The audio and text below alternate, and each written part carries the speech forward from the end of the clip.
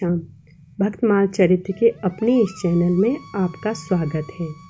आज हम चर्चा करेंगे आमल एकादशी व्रत तिथि और विधि मार्च 2024। इस बार आने वाली आमल की एकादशी का पालन 20 मार्च 2024 को किया जाएगा, क्योंकि आमल की या रंग भरी एकादशी की तिथि 19 मार्च को रात में 12:22 पर शुरू होगी और अगले दिन 20 मार्च को रात में 2:23 पर समाप्त होगी। सूर्य उदय तिथि के कारण रंग भरी एकादशी व्रत 20 मार्च 2024 बुधवार के दिन पुष्य नक्षत्र में किया जाएगा। इस व्रत का पारण अगले दिन 21 मार्च 10:30 बजे के बाद किया जाएगा। एकादशी के अगले दिन यानी द्वादशी पर इस व्रत का पारण करने का समय रहेगा। कुछ लोग इस व्रत का पारण का समय जो है दोपहर में भी बता रहे हैं। आप अपने गुरु या संप्रदाय के अनुसार इसका पारण करें, या फिर आप किसी विशेष मंदिर से अगर संबंधित रखते हैं तो वहाँ के अनुसार करें। प्रदोष व्रत 22 मार्च 2024 दिन शुक्रवार को रखा जाएगा। इस दिन प्रदोष पूजा का जो सबसे शुभ मुहूर्त समय है वो शाम 6:34 से 8:55 के बीच का है। इस पूजा का जो शुभ मुहूर्त अवधि है 2 घंटे 22 मिनट की है। फागुन शुक्ल द्वादशी को गोविंद द्वादशी के भी कहते हैं। इस दिन खाटू श्याम जी का मेला होता है। हिंदू धर्म में एकादशी तिथि का विशेष महत्व है। फाल्गुन महीने के शुक्ल पक्ष में आने वाले एकादशी को आमल की एकादशी और रंग भरी एकादशी के नाम से भी जाना जाता है। यह एकादशी सभी एकादशी में सर्वश्रेष्ठ है। यूँ तो एकादशी तिथि पर भगवान विष्णु की पूजा की जाती है, लेकिन यह एकलौती एकादशी है जिसमें भगवान शिव के साथ माता पार्वती की भी पूजा की जाती है। धार्मिक मान्यताओं के अनुसार भगवान शिव ने महाशिवरात्रि के दिन माता पार्वती से विवाह किया था और रंग भरी एकादशी के दिन भगवान शिव और माता पार्वती विवाह कर काशी गए थे।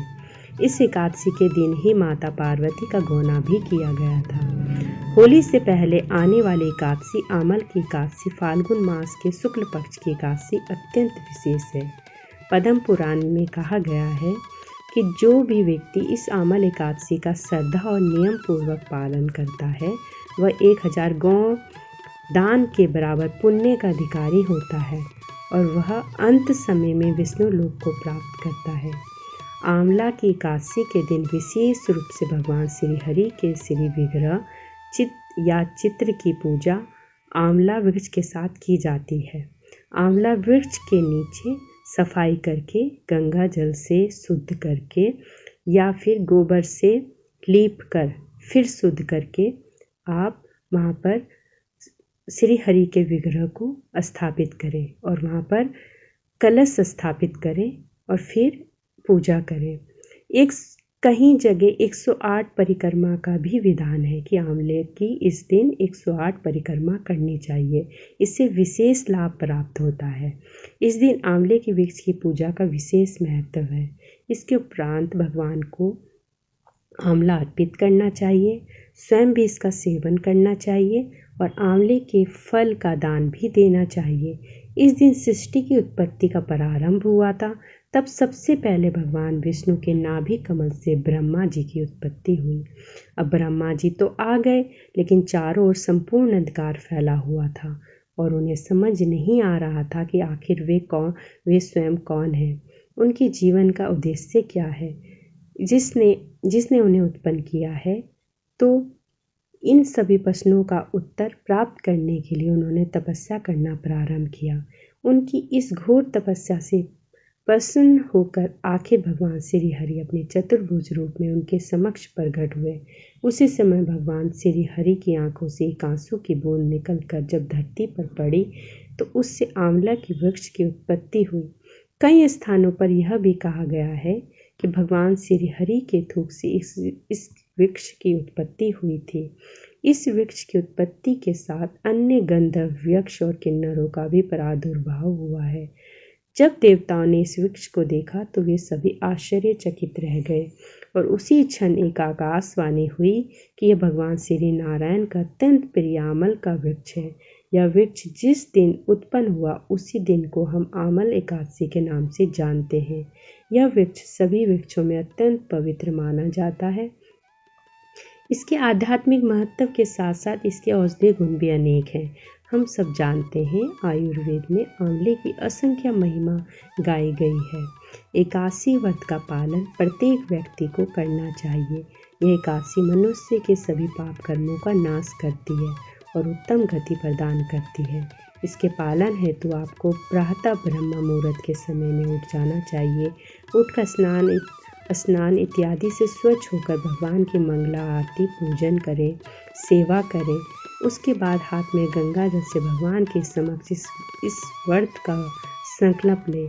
तत्पश्चात तुलसी देवी की पूजा करें और उनकी कम से कम 4 बार परिक्रमा करें और फिर उनके समक्ष बैठकर महामंत्र का अधिक से अधिक जप करें या फिर अपने गुरु द्वारा प्रदान किए हुए मंत्र का अधिक से अधिक जप करें। किसी भी प्रकार का अन्न जैसे कि गेहूँ, दाल, चावल या फिर उससे बनी हुई कोई भी वस्तु, इनका संपूर्ण त्याग करें। अगर आपको लगता है तो आप इस दिन फल, दूध, ड्राई फ्रूट्स या फिर एकादशी प्रसाद ले सकते हैं। पूरे दिन अधिक से अधिक समय जप करें और भगवान की दिव्य लीलाओं का श्रवण और स्मरण करने में, भगवत गीता तथा श्रीमद् भागवत का अध्ययन करने में बिताएं। अनावश्यक बातों और कार्यों में समय व्यर्थ न करें। अगले दिन द्वादशी पर इस व्रत का निर्धारित पारण समय में ही व्रत खोलें और इसके लिए सबसे पहले भगवान को कुछ सात्विक स्वादिष्ट भोग में तुलसी पत्र रखकर अर्पित करें। इसके बाद उसे प्रसाद रूप में किसी सुयोग्य ब्राह्मण या वैष्णव को खिलाएं। उन्हें अपनी क्षमता अनुसार कुछ न कुछ दान दक्षिणा अवश्य दें, फिर स्वयं भी उस प्रसाद को पाएं। इस तरह भक्ति की याचना करते हुए इस एकादशी व्रत का पारण करें। सबसे महत्वपूर्ण बात है भगवान का अधिक से अधिक स्मरण और जप करना। अन्न जो प्रसाद हम पाते हैं वो दूसरे नंबर की चीज़ है। अगर आप में सामर्थ्य नहीं है, शरीर साथ नहीं दे रहा है, तो आप फलाहार कर सकते हैं। निर्जल ना रहें, फलाहार करके रहें, लेकिन भगवान का भजन कोशिश करें कि अखंड रहे। काम करते हुए आप भगवान का नाम और स्मरण आपका अखंड बना रहे। बहुत से लोग उद्यापन करके एकादशी व्रत त्याग देते हैं। ऐसा नहीं करना चाहिए। उद्यापन व्रत के संपूर्ण फल की प्राप्ति के लिए करना ही चाहिए, पर उसके बाद व्रत का त्याग कदापि नहीं करना चाहिए। जब तक शरीर में थोड़ी भी सामर्थ्य है, व्रत जरूर करें। आजीवन व्रत करना चाहिए। उद्यापन हम इसलिए करते हैं ताकि हमें व्रत का संपूर्ण फल प्राप्त हो। राधे श्याम भक्तों।